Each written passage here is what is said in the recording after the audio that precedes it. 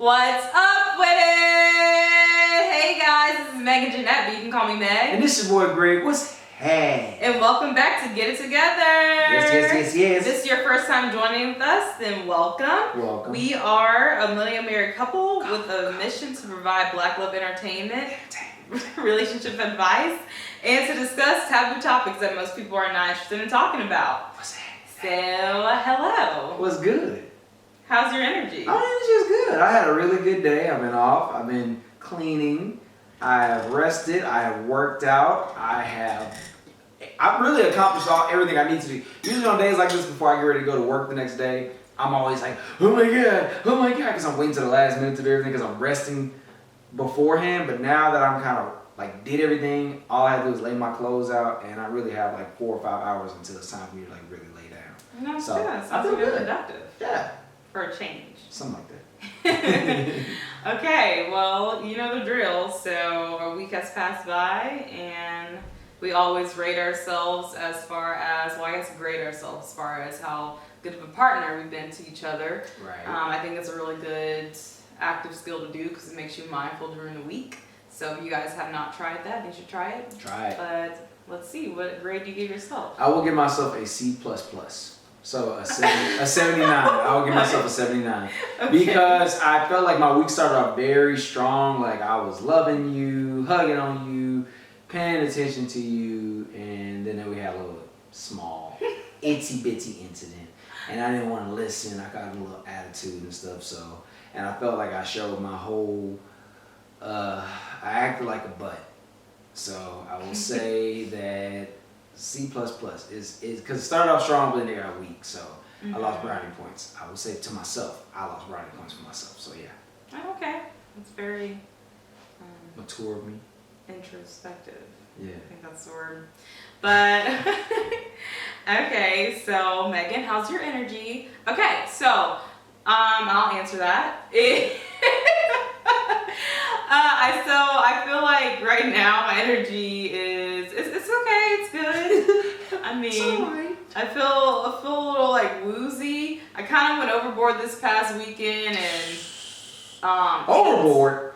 I just ate really bad, and I don't really eat food that's not clean food, I guess I would say. So Greg was on a shift Saturday. Work Saturday. So anytime like he Wednesday and works Saturday. on Saturdays, I don't know, in my mind I get this thing that, ooh, I'm just gonna drink some wine and get drunk and eat pizza all by myself. And so that's what I did, and my body did not like that. Then the next day I had Wingstop. You know, I have to have Wingstop like 2 days before that. Because we watched the draft. Yeah, and then I had Wingstop with ranch, and then I also had cookies, you know, And a more lot of wine. cookies. Yes, and more wine. So yeah, you know, it was a lot. So Yeah. feel a little woozy, but it's okay. I'm still here. So, and let's see, rating myself as a partner this week. I feel like I will give myself a 80. So I'm just say just solid. So you just B. had to just one up me. You just I mean, yes. give myself an 80. Yeah. He had I'm a an 80. 79. I'll give myself 1 point.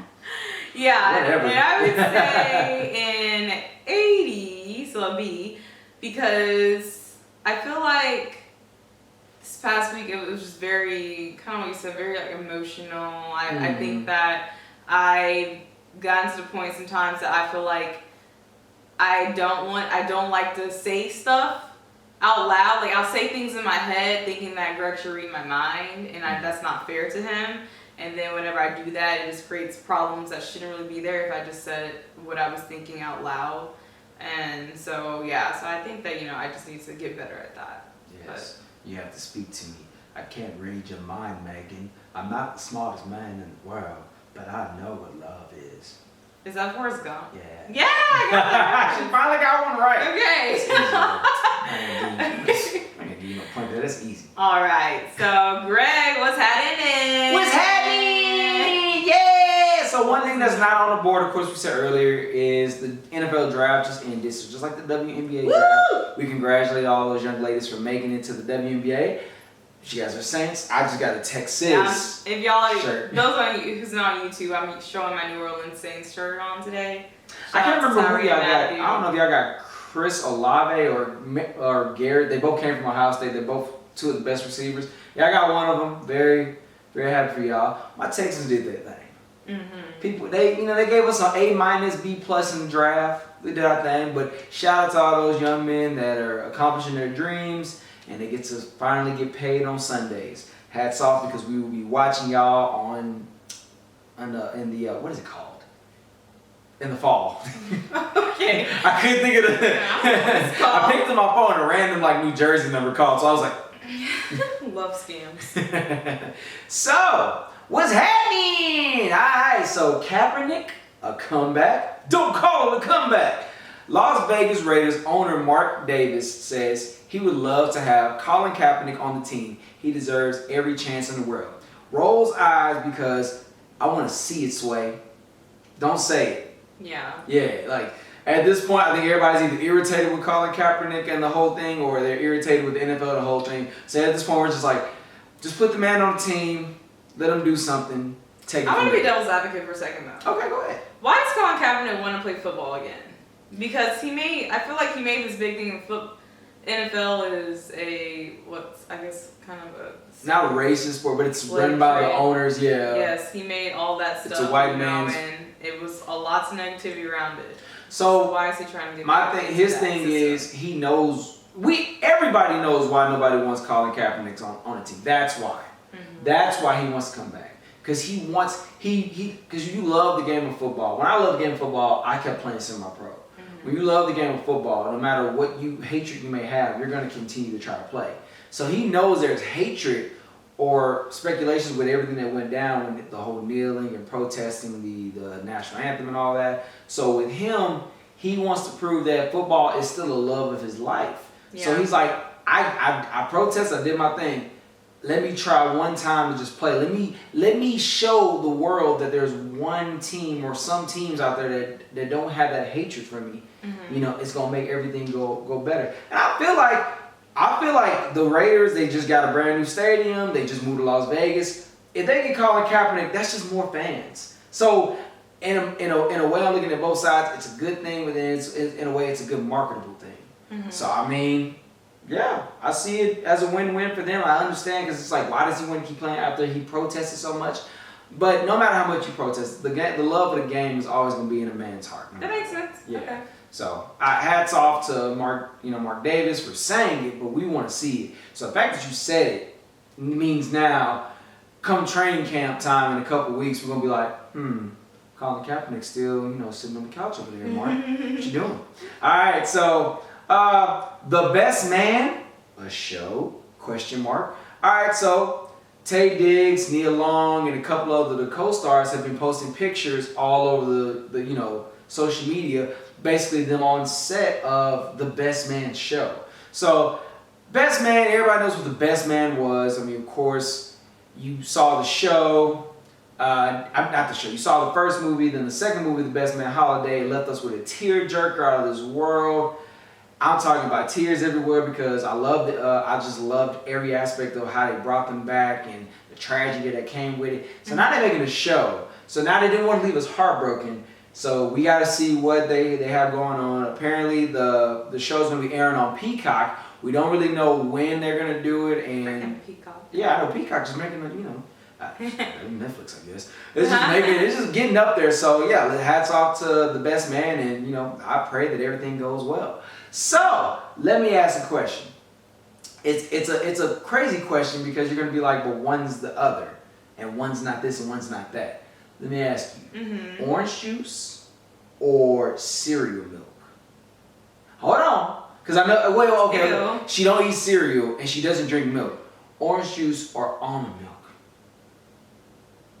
With your cereal. Like cereal milk, your milk that sits in your cereal. So you get all the sugar and everything in that cereal. Yeah. From that So cereal. you're saying which one do I prefer? Yes. Orange juice all day. Okay, because I was about to say, so anyways, you're going to get both now. Wait, why? So Tropicana introduces a cereal that you can eat with orange juice. Oh, like you pour the orange juice. You pour the orange juice in the cereal. It sounds so gross, but everybody's just like, everybody in the comments section of this channel was like, it sounds so nasty, but at the same time, I just want to see what it tastes what kind like. of cereal? If it's a tangy cereal, then I think it would make sense. So Tropicana announced a new cereal that's made specifically for orange juice. Yup, Tropicana Crunch is a crispy honey almond cereal that will be available on National Orange Juice Day, May 4th. The company admits the combination of cereal and orange juice might not be for everyone, but says whether you hate it or love it, you won't know until you try it. Makes sense. Okay, so that's so weird. Honey almond. Honey almond. Okay. Cereal clusters. With orange juice. With orange juice. You don't need milk. That actually might taste good. Honeys and almonds. I can't say. I'm not honeys. Honey and almonds.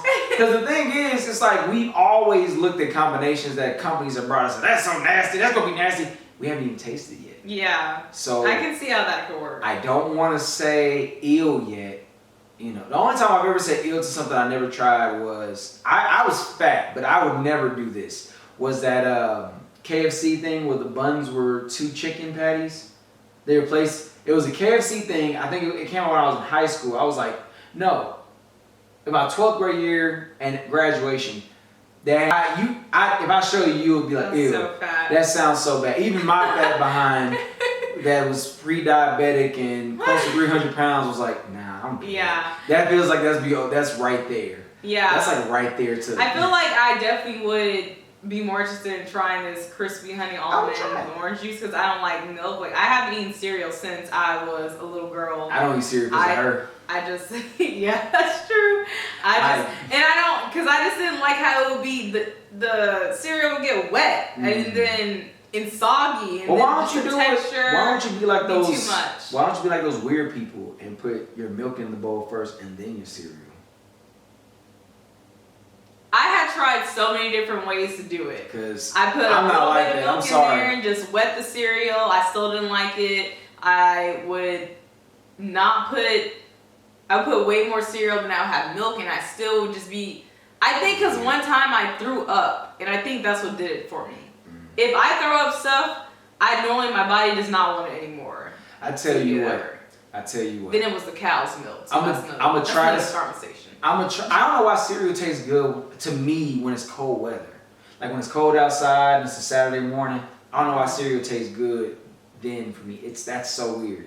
So I'm gonna try something. I'm gonna buy a box of cereal in the fall, and I'm gonna eat the whole box by myself. Not in one sitting, but I'm gonna eat the box because I haven't eaten cereal. I think I ate cereal probably a couple months ago. Remember we went to a drive, they gave us a box of food, they gave you a box of food, they gave you a box of cereal. They had like 2 bowls, and I was like, yeah. It was alright. It was Reese's cereal. I don't really eat Reese's cereal. But I'm it's sugar in a bowl, by the way, anyways. I feel like you get older, you just feel eating sugar in a bowl. Cinnamon Toast Crunch, Apple Jacks, Fruity Pebbles, and what's the absolute one Cookies and cream. What is it called? Oreos. Oh, see? I don't know what that cereal's called. Not Oreos, but Oreos. So if you out there, you want to try a good cereal, Oreos, especially Oreos as a cereal. Yeah. Oh, and what's this on my head? Do-rag activity. Yeah. Okay, so those that cannot see, Greg has on he got his Nick Cannon on. He's wearing a turban. I don't want to say because I'm not gonna say. It's not okay. No, it's not a turban. I don't want to say that because that's racially insensitive. No. It is a wrap. It's called a wrap. It's a wrap. So. But it wouldn't be racially insensitive if you call it a turban because it's not like you saying it in a bad way. I know, but you are not. But you're not wearing it because it is a turban. Oh, okay, you're wearing it as a wrap. I'm wearing it as a do-rag. But calling it a do-rag, but it's a head wrap. So I'm gonna tag the company in our video or our post, and I hope that they see this and I get a little free some or a little shout out. So I love this company. They have just came with it. They have come with it. I can't wear do-rags on my head no more because what happens is I break out and it's just a mess. So I can't wear do-rags. So I found this company online where they have men that have sensitive skin. They can't wear the do-rags no more. And yeah, so I love it. I'm trying to find the company's name. YouGoNatural.com. So YouGoNatural.com. I wasn't gonna say it, but I'm saying it because for people that blah blah, I know, I'm running over my time. YouGoNatural.com. It's a turban. I don't have to tie nothing. I literally just take. It's already like connected, so I just take a flap, twist it, put it back, take a flap, blah blah. So YouGoNatural.com. I'm gonna tag y'all. I want some free do-rags or something. I mean, this is publicity. I'm doing something, man. I'm promoting. I'm out of here. Sorry, y'all, if you'll hear all this. Yeah, she's doing it all through my explanation. I'm sorry, YouGoNatural.com. I'm trying to fix my microphone. But low key, in a weird spot. What happened when you came in the house? He had everything set up for the podcast. Oh, well, okay, because I'm the best. Talk about when you first came in. I have no idea. I was in my chain and my wrap, my do-rag wrap. Yeah, on his chain and his instantly was like his wrap. Yeah, I had no clothes on, washing dishes. Washing dishes. I want to fold clothes for you. Oh my gosh! All right, let's get into it as we spend enough time. Okay, so let's get into our taboo topic of the day. So throughout this conversation, I just want everyone to just think about your words and how you speak to people, because I think lots of times we don't understand how much our words truly matter when it comes to how it affects, first of all, yourself and then those around you, and how once you say something, you really cannot take it back. Yeah, words are so which is very ironic having a podcast with me, like everything that we've said now is just, here for history. I mean, words are bullets. But yeah, so with you, let's take a trip back down memory lane. Mr. Gregory. So let's see, in your past relationships, do it again. And thinking about how you would communicate or like talk to those women, how would you describe the way that you would speak to your girlfriends? Would it be more, do you feel like your words bring life? Do you feel like they bring death? Do you feel like I don't know. Just how do you feel like? So for me, the way I speak to you. No. Hold on, wait. Give me a second. I'm getting there. The way I speak to you is the way that I would talk to them, but I have more confidence and I'm very more vocal with you. Like I tell you what bothers me. Mm-hmm. I am always the type of person that says, you're beautiful. I'm soft-spoken. I'm very soft-spoken when it comes to women. I never want to upset anybody. I feel like as I grew into myself and everything, that's when I started to get like more forceful, started speaking up for myself a lot more. But I feel like before I met you, when I would talk to my past relationships, it would just all be soft-spoken, not trying to start an argument, not trying to start a fight. That's how I was. I was never the person that threw jabs. Mm-hmm. Never threw a jab.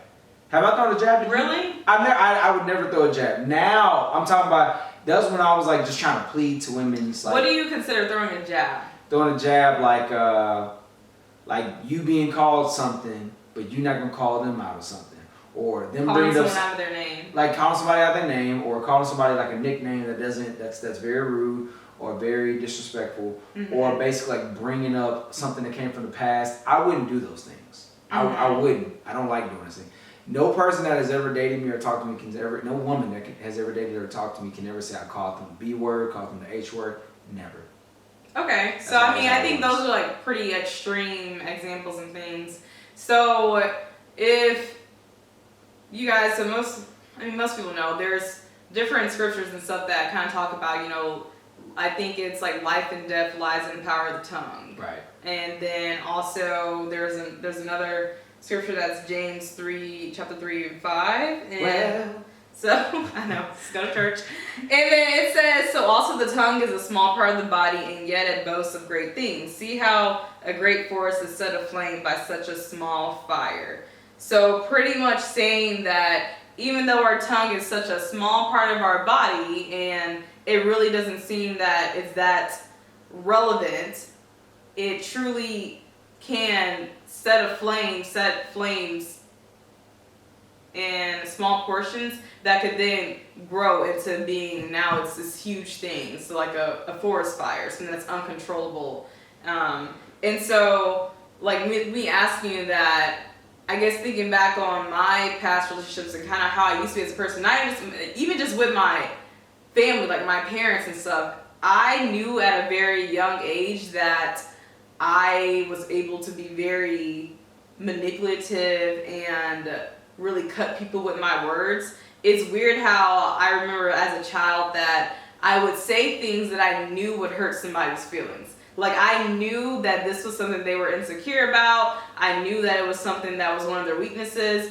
And I would say it out loud to them because I knew that my words and what I would use to say to them would be something that would affect them for that time being, because I was mad or like I was hurt, and like that was my way of fighting pretty much. Because I mean, I wasn't a physical fighter, but I could definitely tell somebody off with my words. And so going beyond that, like growing up with getting into relationships with people, I remember that with one of my exes, like I would just always know what to say in order to like hurt them and stuff.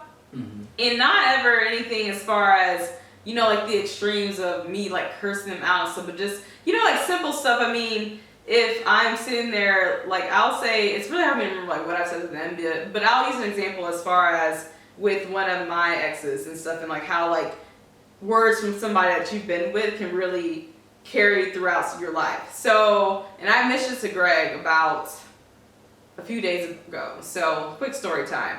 So the person I was with before Greg, I remember with him, there was always, it was like an emotionally abusive thing that would happen, or a mentally abusive thing that would happen between us. So we're sitting on the bed, and then I'm sitting on top of him facing the opposite direction. And so it's like my back is towards him. And at this point in time, I was feeling depressed. Like I wasn't really doing that well as far as just like in life. I mean, this is when I was in college and I just was not playing volleyball. I was gaining weight, all this different stuff. I knew all of this. And he knew that that was something that was very uncomfortable for me to like be that size. And so he mentions just this in joking manner saying, "Oh, I feel like I have two eyes looking back at me." And then in my head, I'm thinking that, what are you talking about? And so then, but immediately I knew that he was talking about, so I don't know if you guys know about bra strap fat. So it's whenever the upper part of your skin hangs over your bra strap. So sometimes people just have extra skin there. Sometimes it has nothing to do with being larger. Or even just like if you haven't worked out those muscles enough, then like you just have natural like more skin hanging over your bra, or your bra might be too tight. So which was my issue there too. So and so he said that, and then I kind of just like felt like, wow, like that was something that really cut deep. And since this is something that happened when I was in college, so maybe like year 2013 to 14, and still here as a 28-year-old woman. Every time I walk by the mirror, I look, if I have a shirt on, I look at my back, and I look at my bra strap, and I sit there, and it's now becoming an insecurity to me. And I always remember that moment that those words taken. I've allowed those words to come into my life for this long. And it's just like, I kind of just say that because it just shows how powerful, like just something simple that someone can say to you, or what you can say to someone, that they will carry it for a very long time. And I just, in my honest opinion, you know, we get back to the whole topic at hand, but I say, whenever she walks by me with her bra on, I'd be like, oh, God, come here. Well, now I don't have bra strap fat like that anymore. Yeah, but it's just like, and I know that's a thing that you always would tell me like stuff that is a trauma for you or anything, but I always tell you with me, you don't have to be like that no more. And but then I have to grow to understand that that's something that you have to change, or you have to figure out. But it kind of hurts me because it's like with somebody else damaged for you, they damaged for me. Now I'm like sitting here trying to make you, like, let you know that you don't have to be insecure no more. Like, only person that you're pleasing is yourself and me. Like, that's it. Like, because it makes me, and when I always would hear those things, it always make me feel like, do you feel like the guy will ever come back in the picture and he'll say, oh, look at that bra strap fat again?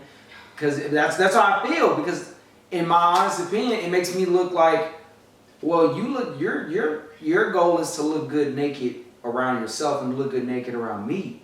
You know, and that's my whole thing. Like, you look good, period. Like, Mm-hmm. point blank. I wish I can like put some honey on you, put you in the oven, and like heat you up. That's how good you look. So Yeah. it hurts me that you still carry those traumas, because the traumas that I used to have, I don't carry that no more. Mm-hmm. You see how confident I am now. Yeah. I just be everywhere.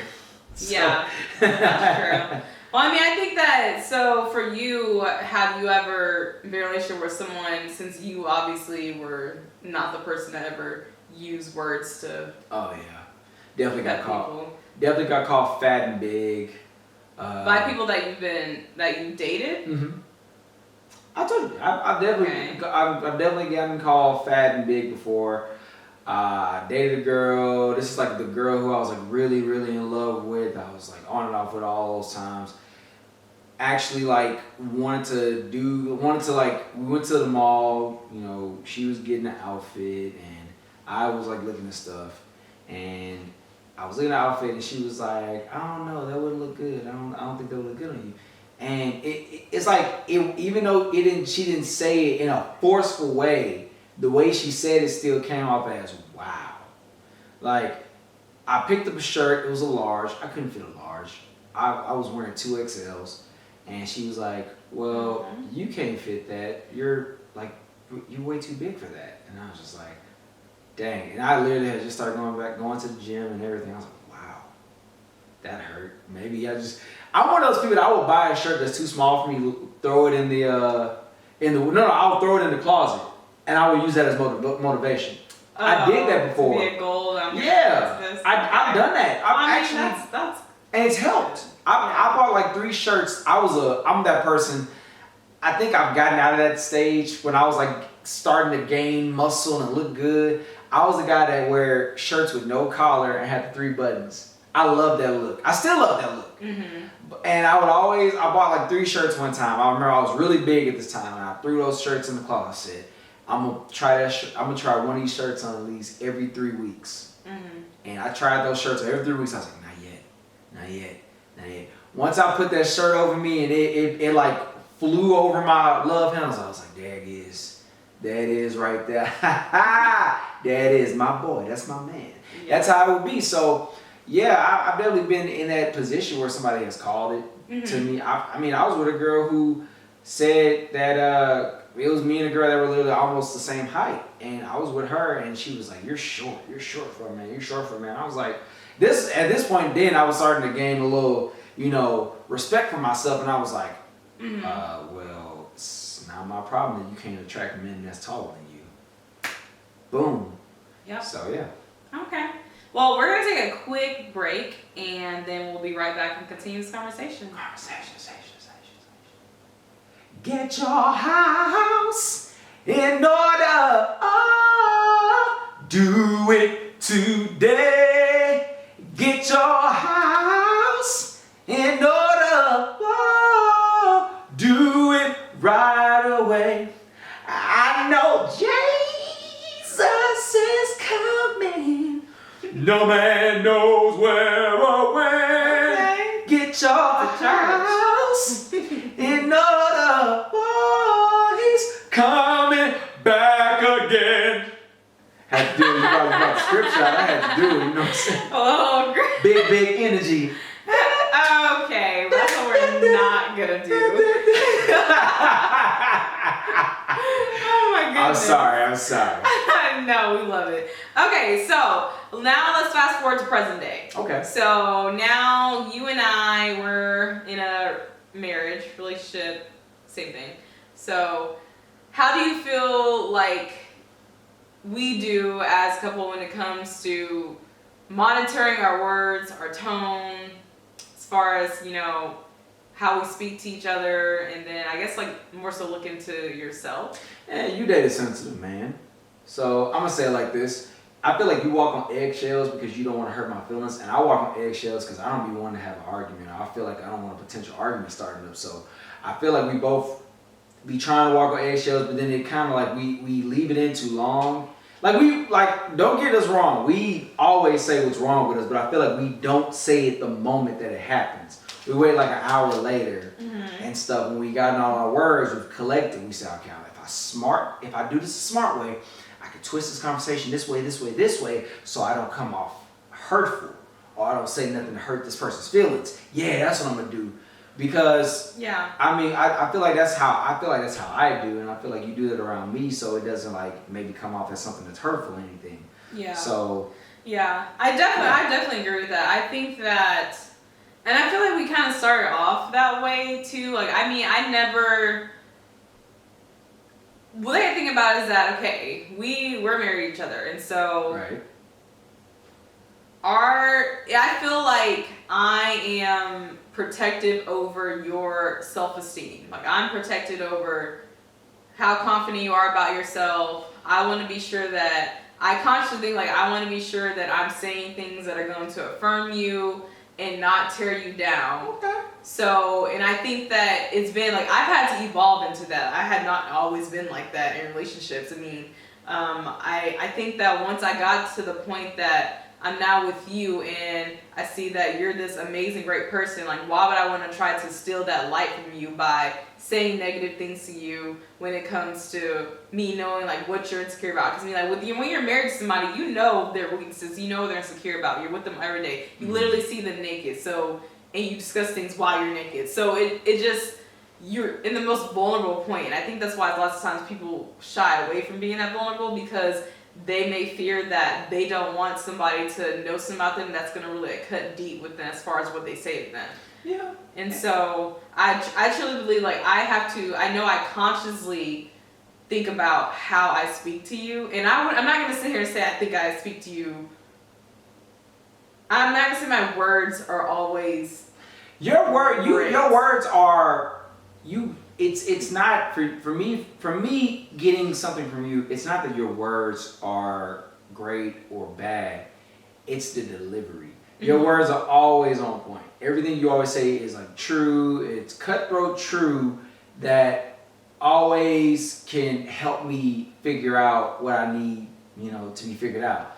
Your delivery. I think that's what it is for you. So I guess I talk about that. What do you mean as far as my delivery? No, well, it's like the way you, like, come out and say it. Like, she's never insulted me, never been verbally abused. She's never said anything that ever hurt my feelings, like something that was, like, wrong. But, like, let's say she has a long day ahead and I have nothing to do. Mm-hmm. Instead of, like, and she'll say, well, I need some stuff done here at the house. Instead of her saying, well, hey, babe, when you get a chance, I want you to get your rest in. I want you to do these things. Go work out, whatever you need to do on your schedule, but I need this done, like, today. Mm-hmm. It'll come off as, hey, you're not doing anything. I really need you to get this stuff done today. Like, I'm too busy to be worried about you doing anything. And I'll be looking at her like, I can talk to that. I come off as very demanding and commanding instead of in a way that is more so motivating you to do things. Like the other day. Oh, let me speak on the other day before you finish. The other day, I feel like I'm an old school person. I should have been born in the 70s and 80s. Because I don't know why, but notes motivate me so much. When I got ready to pass the fire exam, when I was getting ready to take the exam, she left notes around the entire apartment. And when I tell you I took every note off the walls, and the day before I took the exam, I read every single note. Like, I read it all the time, but the day of the exam, I read every note in the car, and I went in there and I passed. So there's some stuff I need to get done. I need to get my passport done. What else I needed to do? Passport. Yeah, I wrote a note. It said to-do list. It's a to-do list. It said 1 passport, 2. Something else you had to do. It was 3 things on the list. Was it workout? No, it wasn't workout. No, it was workout. It was 3 things on the list. It was passport, workout, and rest. No, passport, workout. Yeah, it was passport. Get your workout in. And no, it was the check. It was passport. There was some money that we had to move around that we had, got free money. It was some money we had to move around. She texted me and told me to have a good workout. And at the bottom it said, but make sure you get your rest. Yeah. Because she knew that I had just got off work, all that stuff. It was some food. It was some breakfast food waiting on me. And it was like this. Because she's been trying to make me get my passport for 2 years now. I just have now started the process of getting my passport. Yes. So the way she said it was like, it motivated me. Like, I've set up an appointment now to get my passport. I've gotten all the tools to get it done.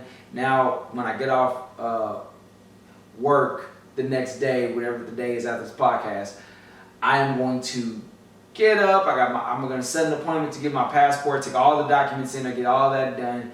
Everything will be finished. But it's like those notes motivate me. So it's I never knew that. You never told me that. I like words of affirmation, so I feel like I feel like that's under words of affirmation. Yeah. Like that's under a file. I think you just like open a new part of our relationship. The fact that I know that notes actually are helpful, because when I was doing that, I just woke up in the morning and said that I'm just gonna get him a to-do list because I don't want to bombard him with things. I feel like that's what it was. And I said I'm just gonna write it down. And I did it but in my brain I said either he can like this or be very annoyed. Insulted. Yeah. And every time you ever left a note for me, I've always been like, you know what? I'm gonna do that. You never told me this. That you I just discovered that. When you made the note, it made me go, this is a beautiful way of telling me. This is a beautiful. I heard your voice in a demanding way. Hey, you're not doing nothing. Get your passport. But I saw the note, so I was like, I love the commitment. Okay. We're just gonna breakthrough. I'm gonna keep writing notes. Because out of all the 2-3 years you've been trying to get my passport, when you put it on that note, I got the paperwork. You did. I called him and scheduled an appointment. I was like, you know what?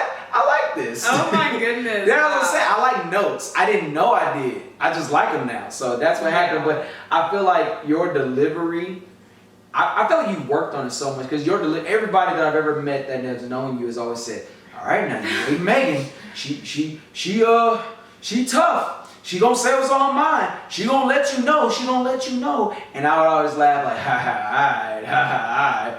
I feel like her being with me and me being with her, I've learned that sometimes it's okay to get a kick in the butt, but at the same time, she's always learned that it's okay sometimes to not push everybody on your schedule, your agenda, and like say to them how you have it in your brain. Yeah. Say like sometimes it's okay to calculate the words in your brain and go, okay, yes. Let me say it a little bit better. Yes. Yeah. So I feel like when it comes to us, we don't. Of course, we would never insult each other. I've grown up with a whole bunch of women, 3 sisters in my life, my mom. I've grown up to know that women should not be insulted. Mm-hmm. So yeah. Yeah, no, definitely. I think that we do a really good job of bringing life to each other with our words instead of tearing each other down, most definitely. Exactly. Okay, but let's talk about, kind of about venting. So in the relationships, lots of times, it's a huge thing that, you sit around with maybe your bros and stuff, and then you get to start talking about your wives and talking about, just saying negative things about her, like she's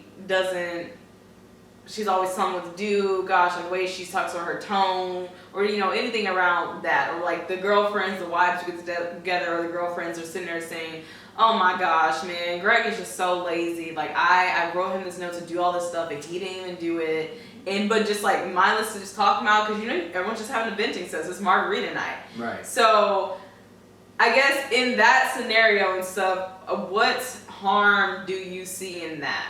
Well, I'm gonna give you my perspective. I don't do that. Because there's 2 things about me I don't do. People will be like, y'all are just like perfect people. Mm-mm. No. Well, but we just would work. My dad, because my father always did teach me one good thing. He said, never tell your bros like what's bad, or never tell your bros or your family the bad things in your relationship, and never tell anybody of your sexual stuff in your relationship. Mm-hmm. Because one, it can make people go, well, why is he with her? And then on the other side with the sexual part, it make them go, I wonder how that feels. So it's like, that's what it is. I talk to my friends about sex. Well, I guess it's different. Girls do that. Women do that. That's the thing. Women do that, and some women are very, but not descriptive. But I'm also jealous too, though. I don't know if it's different for men or women. I'm sorry, I didn't mean to cut you off. I'm very jealous too, so I never tell a man what I got and what it looked like and all that stuff.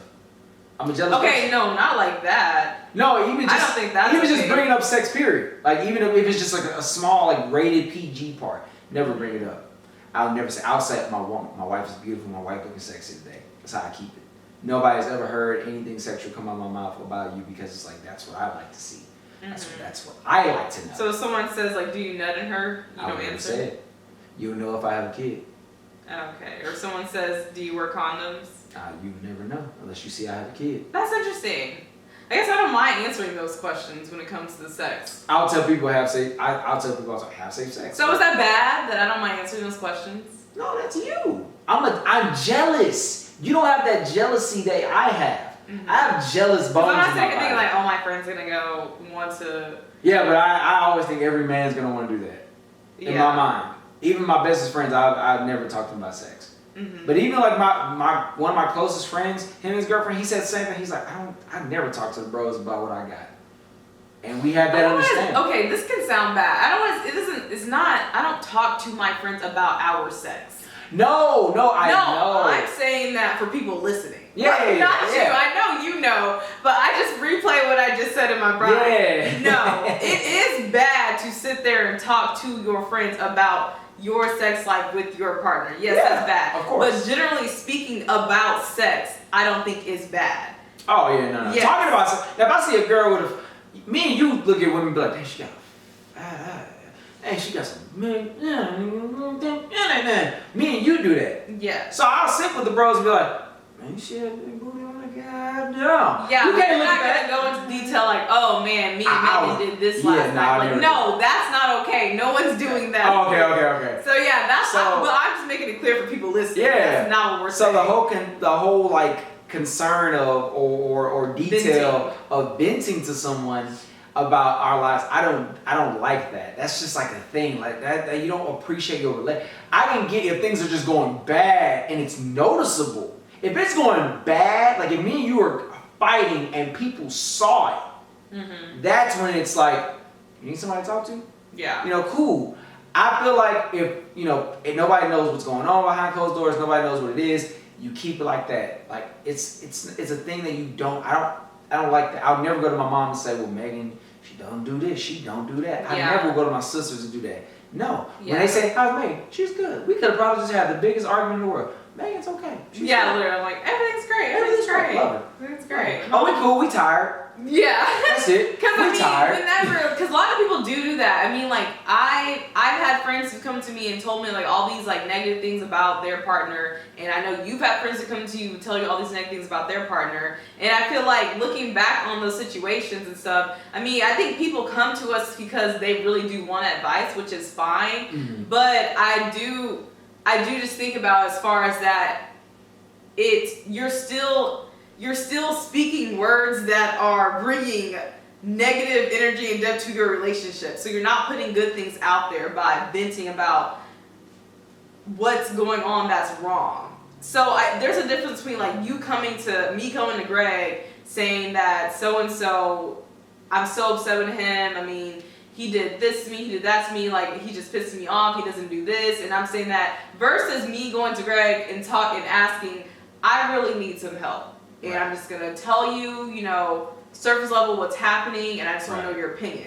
And so that's the difference between venting and actually asking your friend for advice. And my whole thing is anytime I've ever like come to a friend and talked to them about a relationship, like something bad going on, it was because in my mind and in my body, I was trying to end the relationship or end the situationship or whatever was going on. So if I ever came to a friend and said, I don't like the way she do this, do that, it probably meant like a week or two later, I wasn't with that person anymore. That's always how I put it. I would never tell you what bad is going on in my relationship. I never tell you the sexual fantasies that are going on in my relationship. You will never know.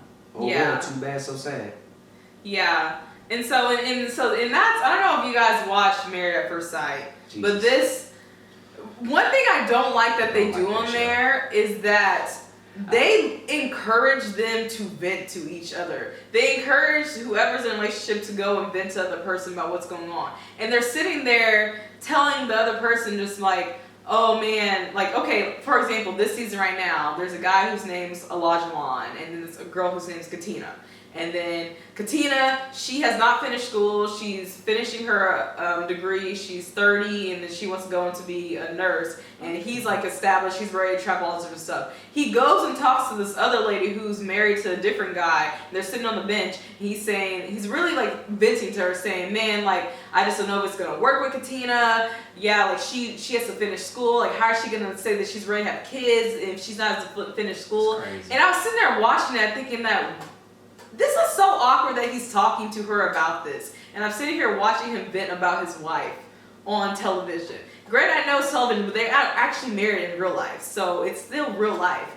And it just made me feel kind of sad for them, because he should be having that conversation with Katina and not talking to the other lady who's in a different relationship about what's going on, vice versa. And I think that's the way that you start to get down to like a slippery slope, because you're thinking that you're not causing harm, but when you speak things, you manifest it. Seriously, like I truly believe in that. Like when you speak things out loud, like and I believe in that because I feel like with my life, everything that I prayed for and I've spoken out loud and I've intentionally manifested has come true, literally. Okay. And look at God. And yeah, and then you really think about it. I mean, if you're a Christian like us, then like God literally said, "Let there be light," and then there was light. So there's like it's like so many different ways like within the Bible that it just shows you that there's power with the words that you speak. You know, what are you doing? Get your house in order. But yeah, but I mean like you know like the negative traps and stuff. So I kind of wrote down a few examples that, you know, things that come off as jokes, but really they're very negative talk. So you always hear the common thing or the joke, even just on social media. It'd be like the lady would be like, "I have 4 kids.